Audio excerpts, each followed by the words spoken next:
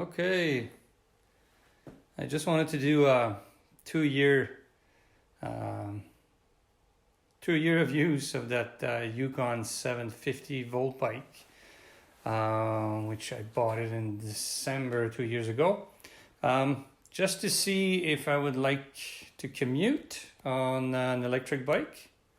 And so far so good. What could I say? Well, I changed a few things just right from the get-go. I changed the bars, which I put more like mountain bike bar. It was a good thing. Changed the piece, so it was much more comfortable in the cold, because here in the Yukon we have 6, 7, 8 months of cold weather. It came with the fender. I didn't ask for it. The only thing I was asking for was the rack on the back, just not to carry anything on my back, which was okay. But because it was probably too complicated not to put the fenders, they decided to jump it to the next level, which came with fenders, rack, and something else which I don't remember. Supposed to have a bottle cage over here, but it never came with, but no big deal. The winter is not very practical anyway. I did change my pedals. It came with super boring plastic pedals, and I bought those ones from Amazon, which was good, but not well made. The axle in the middle is a bit too big, so that means, you still feel the bump under, even though it's big winter boots, I still feel the bump, and that means that the carbides don't grip so much on your outsole. So it was not something to buy. And also, if you want to spend some extended time on your bike, the fact that you have aluminum pedals creates like a heat sink. So it will bring your feet a couple degrees lower. So it's not something that I recommend. Stick with plastic if you can't. The battery on this guy is a Panasonic. I don't remember. They calculate these guys in watts. They work pretty good. Fortunately, I don't have to remove it. That guy sleeps in a garage every night. So it's roughly a couple of degrees over freezing point. So it was good to charge. I think it's easy on the charge, and it's easy on the bike because everything melts overnight. So I did have to replace all the, well, no, not replace, but put back on the bars all those controls. It was quite easy to do. If there's something I could say about the wiring, is these guys, it's the brake sensors. That means that when you touch the brake, it kills the engine, which is a good thing because it's kind of still a powerful engine, even though it's not many Newton, but it's fairly decent, especially if you're on ice and you do like maybe just a quarter turn of a pedal. It will apply some power on your wheels, which you don't want when you're on ice and you still want to brake. But it's kind of a learning curve. You just have to remember that when you apply the brake, don't pedal at all and you'll be fine. The reason why I disconnected them, it's because when they get wet when you wash them, or it rains a little bit, water gets into those connectors, and it will say that your brakes are on all the time. So that will kill the engine on your remote. Not on the remote, but on the display. That means that you won't have any power applied to the wheels, even though you're pedaling. So, and you'll see it will be like, not a question mark, but a big dot. So you have to refer to the book, and that's what it means, that you're kind of applying the brakes all the time. I like the remote. It's good. The power plus and minus, and that's the walk mode if you press on this guy, because it does have a walk mode, but if it's very steep and some snow, it will not help you so much. You will have to push your bike. because that's one of the thing on those bikes is, let's see, it's a 7-speed on the back. I just don't want to. It's just a 7-speed on the back, and if you want to do some trails, this is definitely not enough. You could manage if you had the right speed, right power. It will make it, but you might have to, especially on the kind of a descent that you have to apply the brakes and then you have to go back right up again, and it's quite steep. The gearbox will not make it. Even though I think I'm pretty fit and I have good legs, sometimes I have to walk my bike up the hill. The disc brakes are Tektro. Over the years, they stayed the same so far. I think I might have lost a little bit on the rear brake. Probably the pads are, getting there, but they're still braking enough.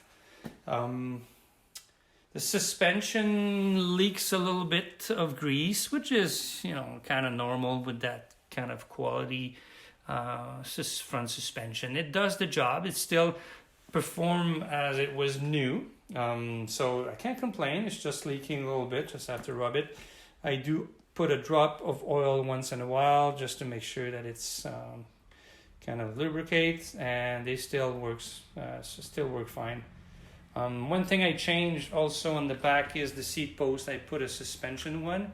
It helps a little bit because I run high pressure because let's say 80-90% of my riding is mostly on pavement, so I want that speed and I want that drag by bringing my tires at the low PSI just to have that grip.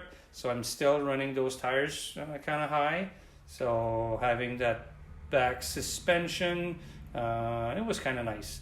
Does it work well? Well, for $30, it does it. It's not like a double suspension at all, but it does the job a little bit, absorbing the big hit.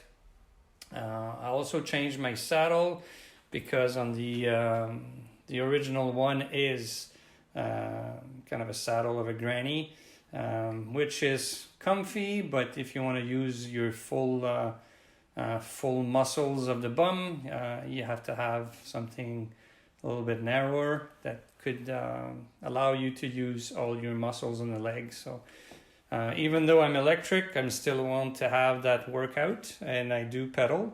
You probably noticed that I took off the throttle because the handles and the grips that came with that bar was not very comfortable, especially if you do some trails once in a while. You don't grip enough. You have a kind of a palm rest on it, makes it kind of big, comfy but big over here, so when it gets technical you cannot hold your bar pretty well. So I removed the throttle. It comes with the grip and the bar. I shortened my stem. The one was an adjustable one that came with that bike. It's okay, it does the job. It's quite heavy though, but I didn't like the bar, didn't like the grip, so I changed everything. And also the stem, I make it a little bit shorter and not as aggressive as the angle, but it was adjustable. So you can have everything with every kind of angle on it. It was quite easy to fix, but it was, even though it was too high, if I step back a little bit, you can see the geometry of that bike. It's kind of an all-around geometry, but the front stem and the adjustable stem was just a bit too high. It's everything but aggressive position. So, but it was okay. What else could I say? I have to say, nothing failed me except probably those connectors for the brakes. Other than that, I could say that this machine was very reliable. It happened once in a while that the battery didn't charge up to the max. But sometimes was it the display, or it was that it didn't charge all the way up. So it was hard to tell, because when just to check, I shut it off and reset it, and I gain a bar on the battery. So Was that the charger or the display? Either or was, it's pretty hard to say unless you have the proper equipment just to measure the voltage and everything, which I didn't do. It's just another small little car for me. It's equipped with a backlight. It doesn't blink, it doesn't flash, it's just on, but enough to see you. But if you're in the snow and if the snow is blowing, no, it's not enough. So you really have to, sorry for that, goofing around with the camera. This is the front light, which enough to be seen, but you're not gonna see too much of your trail if it's pitch dark. It's not awesome. I did put a big one, but comes with a separate battery on the side, and it did the job. It did the job of me seeing the trail where I need to go, which is kind of neat, because in the Yukon in the wintertime, it is pitch dark unless you have a full moon. So yeah, you need to have another battery.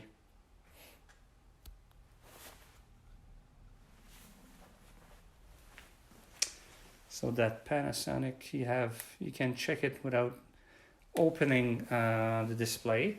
You can remove the battery right here with the key, which is quite neat. If you can bring your bike in the garage. I have to say that the tires, they do the job. It's a Kanda. I don't remember. I think they're close to 4-inch. It does the job. It's quite an all-around size. If the snow is soft, this is not enough. You need closer to a 5-inch. But that being said, this is much faster on a 4-inch and a 5. Because I did switch my bike, which if I can turn that camera, I did receive my Norco EVLT1. Awesome bike. I'll do a review a little bit later because this is only my third or fourth ride so far. But so far so good. I love it. But it's a different ball game. It's totally different bike. You just can't compare them. But anyway, I was ready for something else. But I wanted to say, talk a little bit about that bike, which served me well for 2 years. It's time to sell now. Time to let it go. But I'm about probably over 3,000 kilometers on it. And like I said, worked every morning, worked every evening when I needed to come back. And the only thing that happened to me is a flat tire. So I don't think those tires could have or receive a lot of abuse. I poked it with a branch on a logging road. So I was kind of disappointed. I was way out there.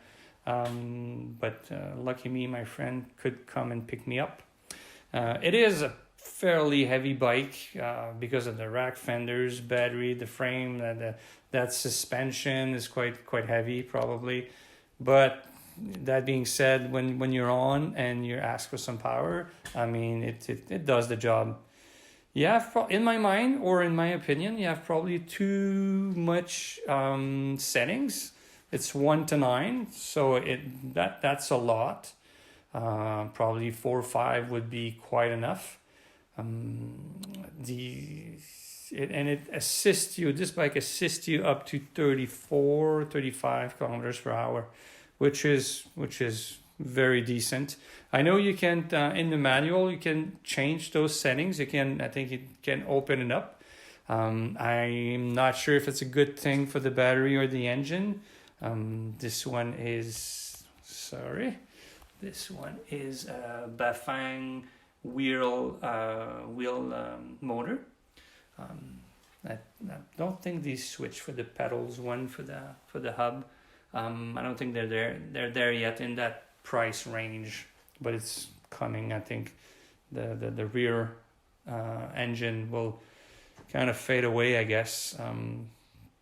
There's not a lot of advantage to have the engine on the back wheel like this. It makes it quite heavy, the back wheel, so the center of gravity or the weight handles in the trail, it's kind of weird to have that weight all in the back. So But yeah, so time to say goodbye. But would I buy it again? Totally, for that price, under $2,000. Well, Canadian, I should say, or I need to say Canadian dollars. So 2,000 Canadian pesos, which is not a lot in US even these days. So it's even cheaper in the States. That company's from Vancouver. Exactly, I think it's from Surrey. Correct me if I'm wrong. I could be wrong, but doesn't matter. It came from Vancouver. Shipping was pretty fast. Came with a nice little useless helmet, but maybe some people like to wear that kind of helmet, like a Harley Davidson short skull helmet. It's stay here for my kids in the future maybe, but not for me. But yeah, I would buy it again for sure anytime. It was a very, very good commuter, reliable. The range, it's hard to say for me because I use it in the winter. But the cold doesn't seem to affect too much the battery. It does after a little while. You could see it comes. You eat the battery a bit too quick, but when it's warm in and out or morning and evening, I don't think it affects too much. My cutoff on that bike was -28. I don't know why -28. That's the point where the bikes didn't like it so much, like the gear, the cables, the brakes at lower than 28 to 27. It was kind of hard, but I have to say it was hard for me too. It was, it loses its fun to go lower than that on the bike, especially for me in the morning. It's I have to go downhill for a while, so it gets pretty cold. The coming up at the end of the day, even though it's pretty cold, or even -30, it happens a few times. It's okay because I was working harder, so it's doable. But yeah, the cables and everything, close to -30. The bikes didn't like it so much, but it was able to go. I was very surprised. Everything was working, but not at its ideal point or ideal level. So that is it for me. I'll do it in French. I'll post it side by side. I'll do it in French. Must be easier for me. Sorry for my strong or thick accent. Yeah, hopefully it will serve a few people that would love to buy this bike in the near future. I know it changes a bit. It changed the color. I think they went for a little bit bigger battery, but the rest is pretty much the same. So the Yukon 750. And it is in Whitehorse, Yukon, as just a matter of fact, but I didn't buy it for the name. I bought it because of the price and the specs that were just what I was looking for. Okay, I wish you good winter riding. Bye-bye.